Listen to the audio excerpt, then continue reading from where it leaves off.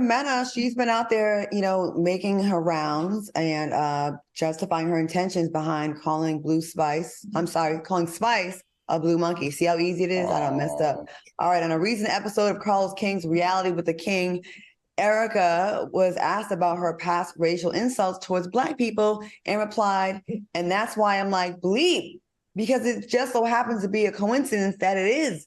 But I've definitely called my sister a monkey before. It's a word that I use to insult someone or be playful, never with the intention of being racial or that. Any thoughts on her comments, Al?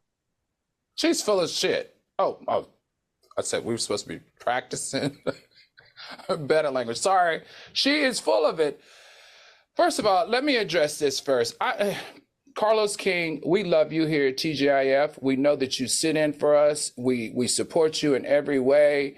Whenever we call you, you're there for us. But why in the heck did you sit down with Erica Mena in the first place? First of all, Carlos, you are a producer. You have been in these situations and you've helped produce this type of content before.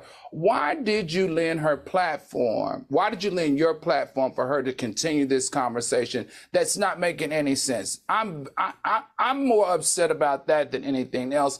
Erica Mena thinks she's being smart, but she's not. If you read the comments, this interview sank her even more. Woman, apologize. You trying to jump on this narrative that it's production's fault. You've been part of production for 11 years. You've got paid off of this production style for 11 years. Cut it out. They created the content. You gave the content. Production looks at the content. They're not seeing what you did at that moment. They go back just like in any other cutting room and they go through all of the footage to see what they can put together as a show. And Carlos King, you've done this and you do this at the highest level as far as I'm concerned. And that's when they created this narrative, which really did blow up and create a lot of talk around that season of the show, which is what they're supposed to do. Stop hiding behind your ignorance of racism. Stand up to the fact that you are disrespectful to Black women and calling them monkeys. There's a racial bias to this that's historic, and for you to continue to ignore it is really offensive to every Black person alive. I don't like it. You need to go away for a year and figure it out. All right. Funky, what do you think? Al chewed up a lot of it. After finding out what Erica Mena's racial history was and her repeated abuse of using racial slurs, everything that is happening to Erica is 100% her fault, and she deserves, and she needs to stop trying to put some of the responsibility on production. Period. Hard stop. Let's close that book. Now let's take Erica Mena out of the situation for one moment and our negative feelings about Erica. Erica could have been Claudia. Erica could have been a white woman. Erica could have been anybody. To Erica's point, if I was the S&P people over any production, I don't care what it was, and I'm looking at the footage and one of our people said something bad racially that can get us in trouble with the advertisers or the general viewing public, to Erica's point, it shouldn't have never made air, in my opinion. Now, a lot of people are like, Funky Dineva, F that.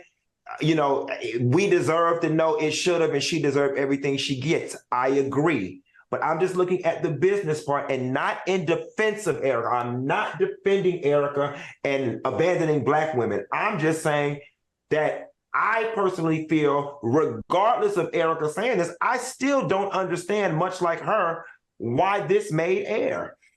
I think, Funky, I could rock with you if it wasn't her first offense. I could rock with you if the company didn't sit down. If the company didn't sit down and try to have a conversation. Why would they let it air? I'm talking about the trouble they could have gotten into. Why would they let it air? I don't care about Erica. Okay. I think. Look at our show. When we mess up, when we say something, we will get checked by S&P right away, right? Like we do something to protect the brand. I get what you're saying. That's where I'm going with it, and I don't want you. I'm not defending Erica. Fuck Erica. She's getting everything she deserves. But somebody in their legal department needs to be fired. Y'all potentially sank the whole show and could have had all the advertisers pull out because of the backlash of something that you could have caught in the editing room.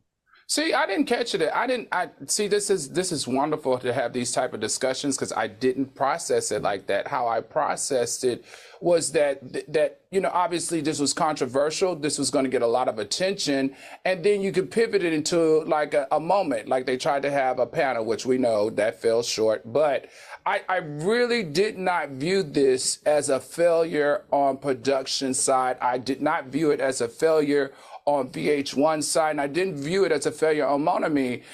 They always have very tough conversations. They always have very edgy stuff that makes you cringy at best. They always like teeter that line, and I just felt like this was a part of that, and it was a conversation that needed to be had because we keep sweeping this underneath the rug, guys. Sorry.